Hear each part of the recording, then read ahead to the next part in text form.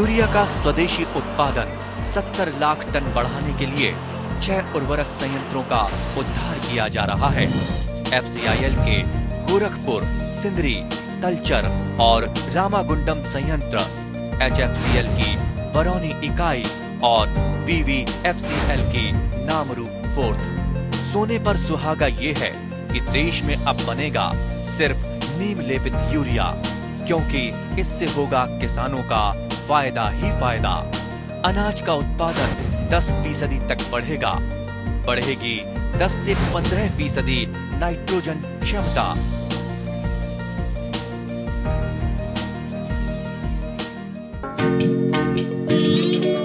মছলাৰ ৰজা বুলিলে জালুককেই বুজোৱা হয়।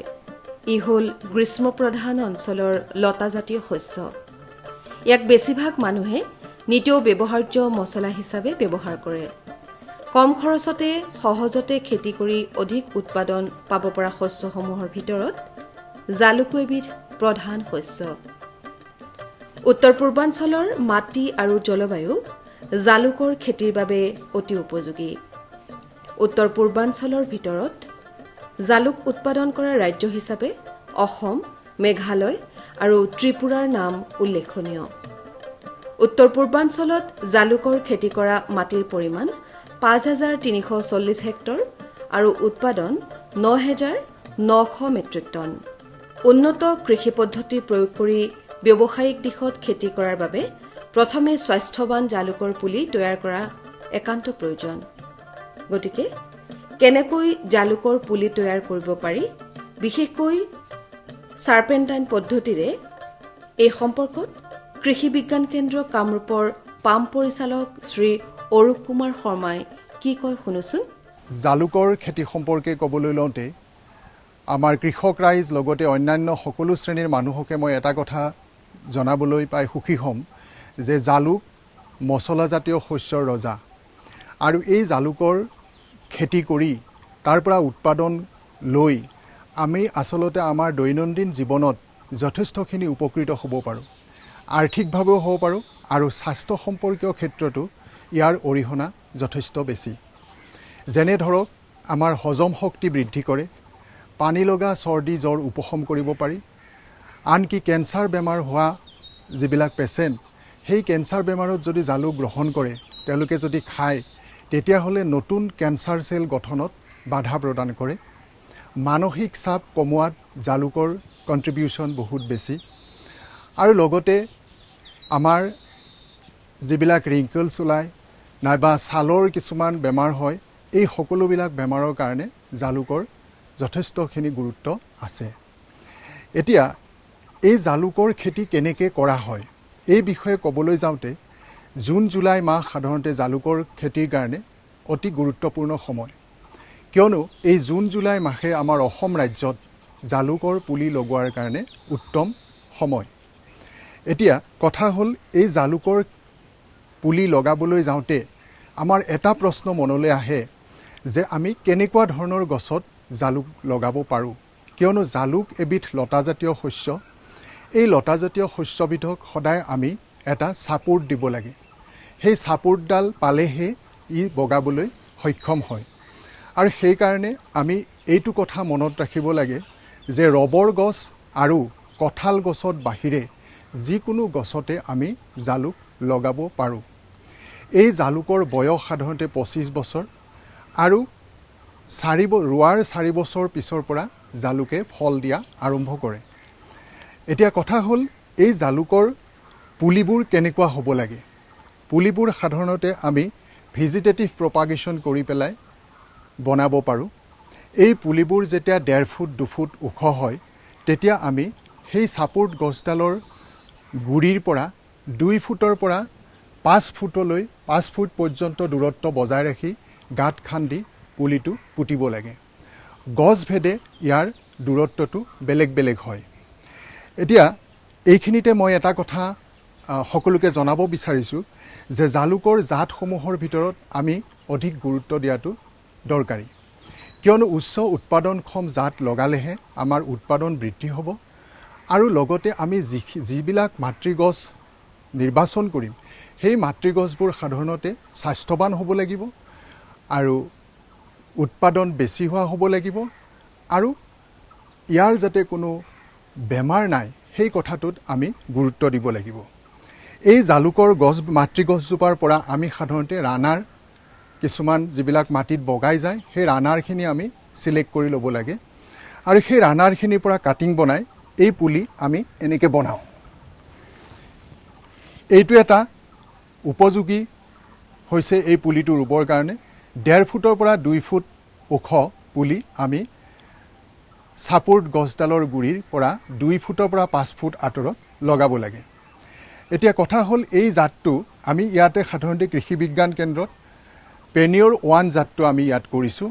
এইটো এটা অধিক উচ্চ উৎপাদনক্ষম জাত আৰু এই জাতটোৰ পৰা আমি সাধাৰণতে যিটো পিক ছিজন জালুকৰ উৎপাদন দিয়াৰ যিটো পিক ছিজন সাধাৰণতে 8 বছৰৰ পৰা 20 বছৰলৈ ইয়াৰ উৎপাদন 2 কেজিৰ পৰা শুকান জালুক 2 কেজিৰ পৰা 4 কেজি পৰ্যন্ত পাব পাৰি।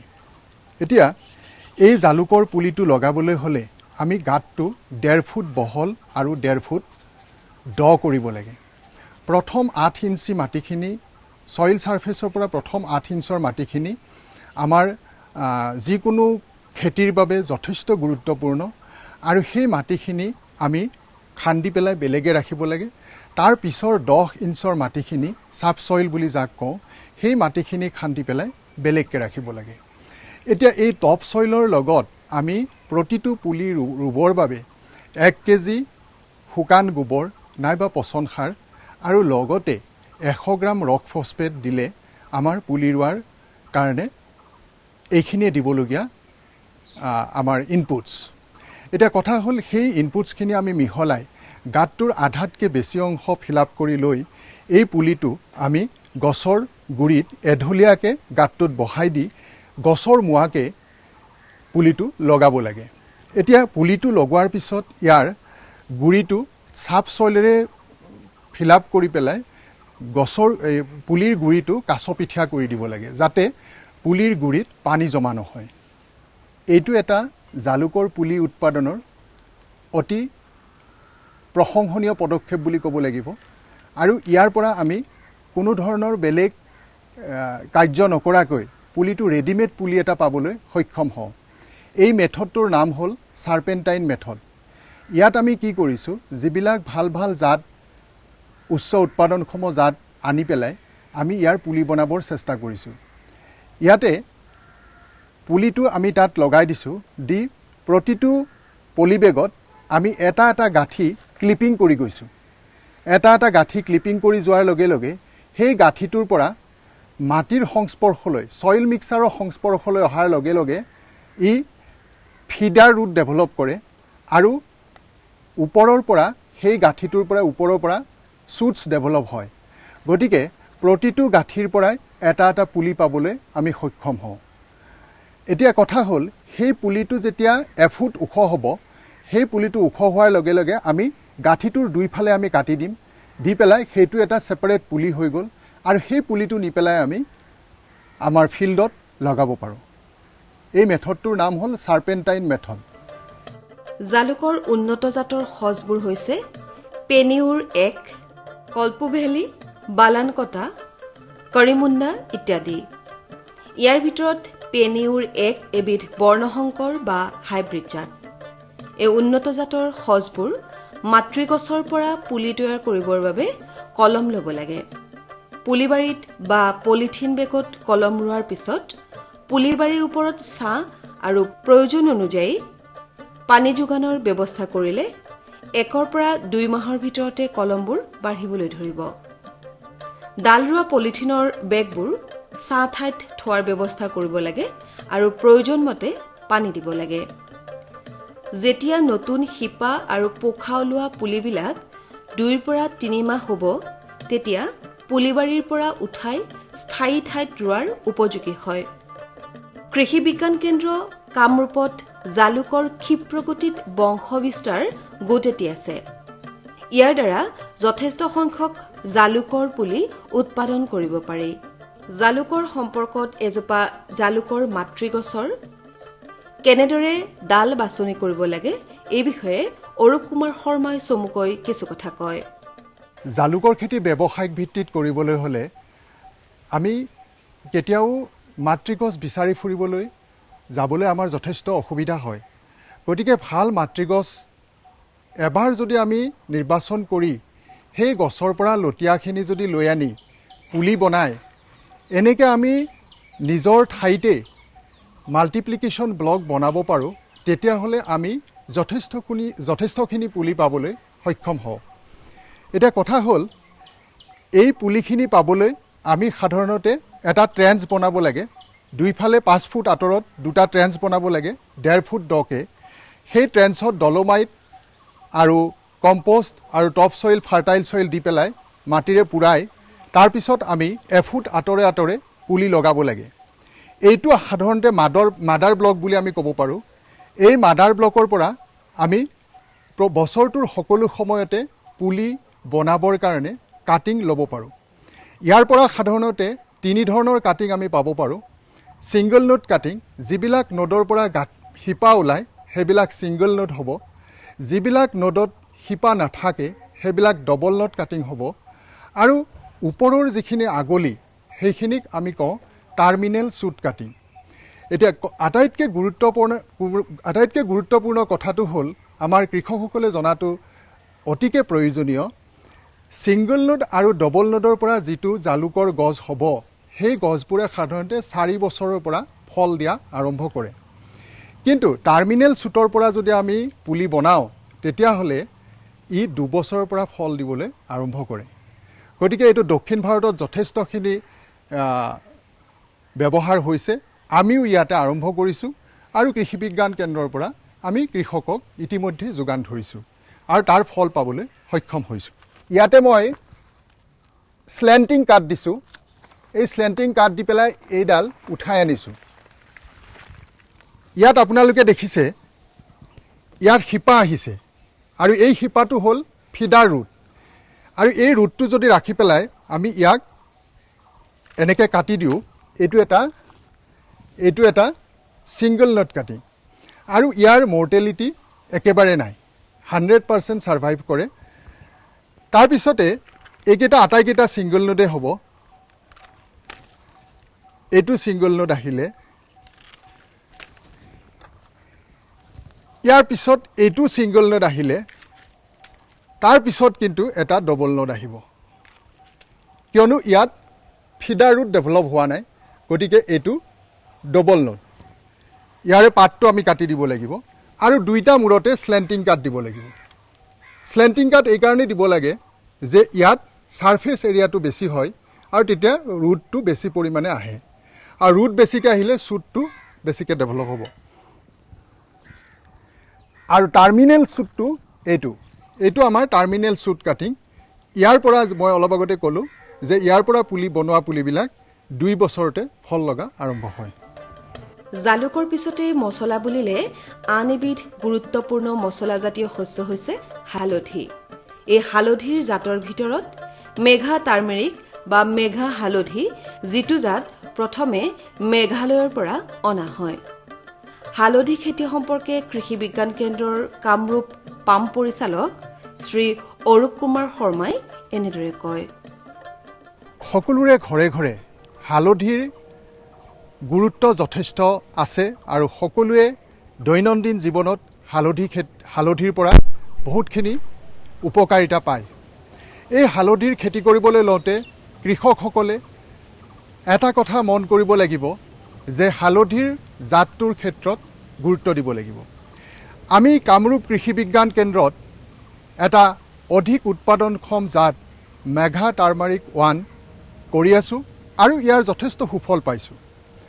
এই মেঘা টাৰ্মাৰিক 1ৰ কাৰ্কুমিন কণ্টেণ্টটো বেলেগ জাততকৈ যথেষ্ট পৰিমাণে বেছি। সাধাৰণতে বেলেগ জাতত 2.3 পৰা 4.5লৈকে থাকে, কিন্তু মেঘা টাৰ্মাৰিক 1ত 6 পৰা 7লৈকে পোৱা গৈছে। তাৰ উপৰিও এই হালধিত আমি এতিয়া সাধাৰণতে মই কালচাৰেল প্ৰেক্টিছটো মই ক'বলৈ গৈছোঁ।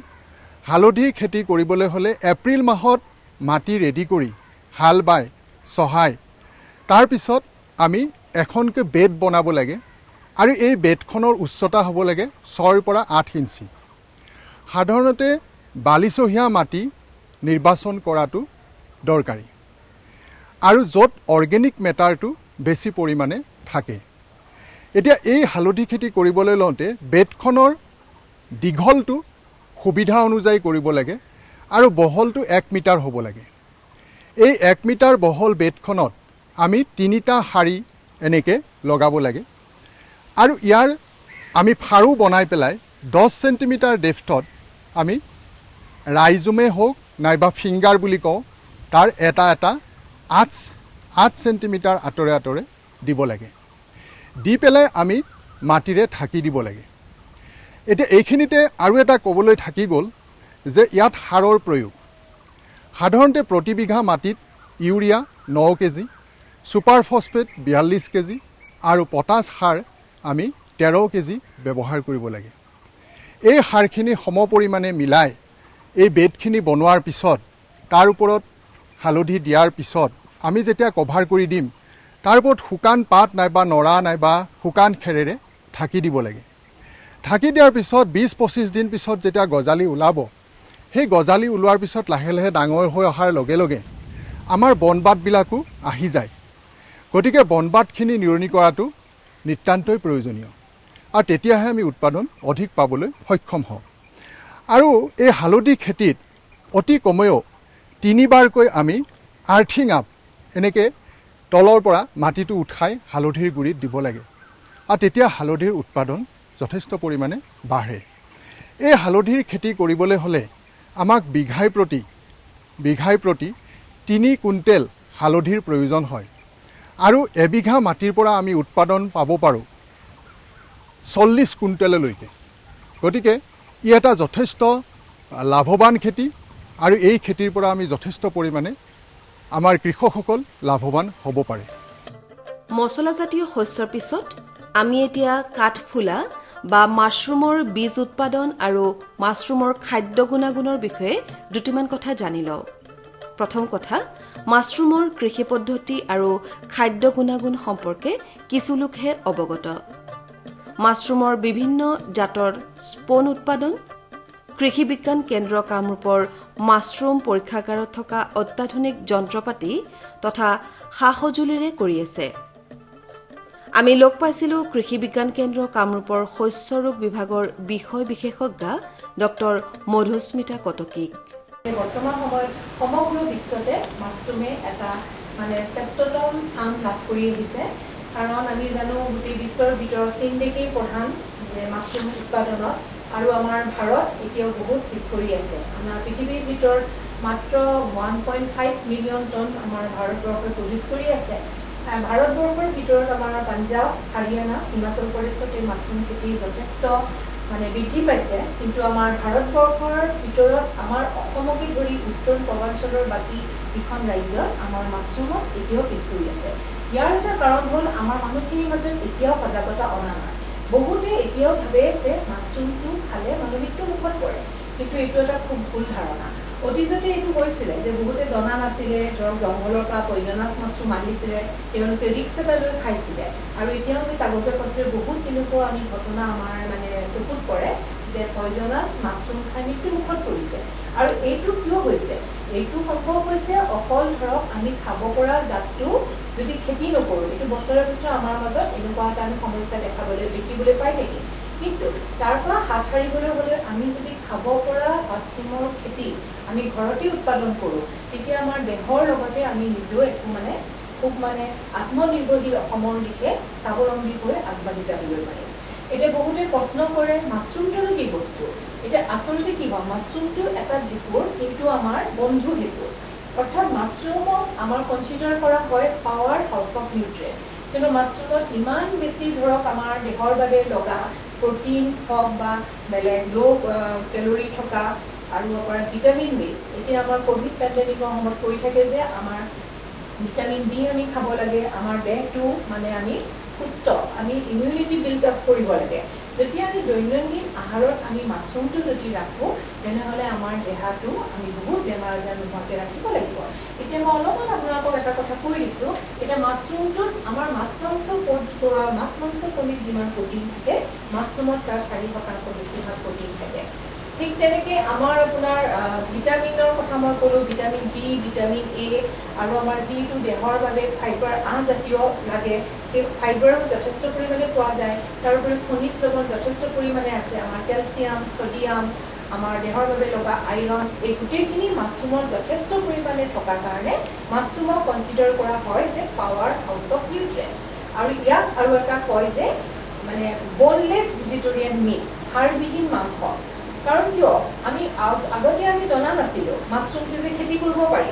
এই উদ্দেশ্য আগত ৰাখি আমাৰ ভাৰততো আমাৰ হিমাচল প্ৰদেশৰ চোলাঙত ডাইৰেক্টৰেট অফ মাছৰুম ৰিচাৰ্চ আছে, য'ত গৱেষণা কেন্দ্ৰ, তাত আমাৰ খাব পৰা জাতবিলাকৰ তাত আমাৰ কাল্টিভেট কৰিবলৈ কেনেকৈ কৰে, কি পদ্ধতি, সেইখিনি উচ্চ প্ৰশিক্ষণ দিয়া হয়। সেই উচ্চ প্ৰশিক্ষণতো আমি অসম কৃষি বিশ্ববিদ্যালয়ৰ কৃষি বিজ্ঞান কেন্দ্ৰৰ পৰা মই তাত মানে আগভাগ লৈছিলোঁ, ময়ো তাত বহুতখিনি কাম কৰিছিলোঁ।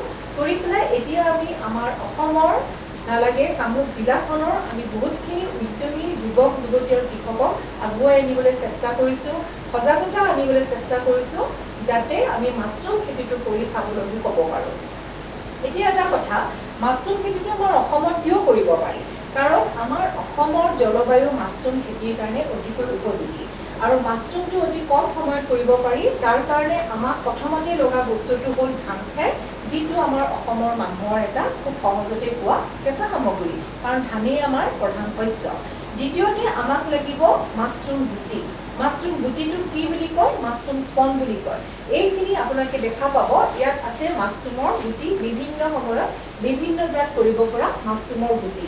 এই মাছৰুমৰ গুটিখিনি আমি কৰিব পাৰোঁ ধানৰ ওপৰত বা ঘেঁহুৰ ওপৰত, নতুবা মাকৈৰ ওপৰত। যিহেতু আমাৰ ধান প্ৰধান ৰাজ্য, গতিকে আমি ধানৰ ওপৰতে এই মাছৰুমৰ গুটিটো আমি বনাওঁ। কিন্তু প্ৰধান এটা আমাৰ সমস্যা দেখা দিছে, আমাৰ ৰাজ্যখনত ব্যৱহাৰ হৈ থকা 90% বীজ আহে বেলেগ ৰাজ্যৰ পৰা। গতিকে আমাৰ যদি যুৱক যুৱতীসকলে এই মাছৰুমৰ গুটি বনোৱাটো যদি শিকি লৈ আগ্ৰহী হয়, স্কিল ট্ৰেইনাৰ হিচাপে যদি নিজকে স্থাপন কৰে, তেতিয়াহ'লে এটা খুব ভাল উদ্যোগ আমাৰ অসমত গঢ়ি উঠিব। কাৰণ এনে যদি আমি স্পন প্ৰডাকশ্যনৰ যদি আমি নিজে শিকি এটা এণ্টাৰপ্ৰাইজ খোলোঁ, আমাৰ নিজৰ লগতে আমি 10জনৰ কৰ্মসংস্থাপন দিব পাৰিম, আৰু তদুপৰি আমি সম্পূৰ্ণ বেলেগ ৰাজ্যৰ লগত তেতিয়া আমি ডিপেণ্ড হ'বলগীয়া নাই। আমাৰ কৃষকসকলে জালুক হালধিৰ খেতিৰ উপৰিও প্ৰয়োজনীয় প্ৰশিক্ষণ লৈ শিক্ষিত নিবনুৱাসকলে মাছৰুমৰ বীজ বা স্পন উৎপাদন কৰি লাভৱান হ'ব পাৰিব।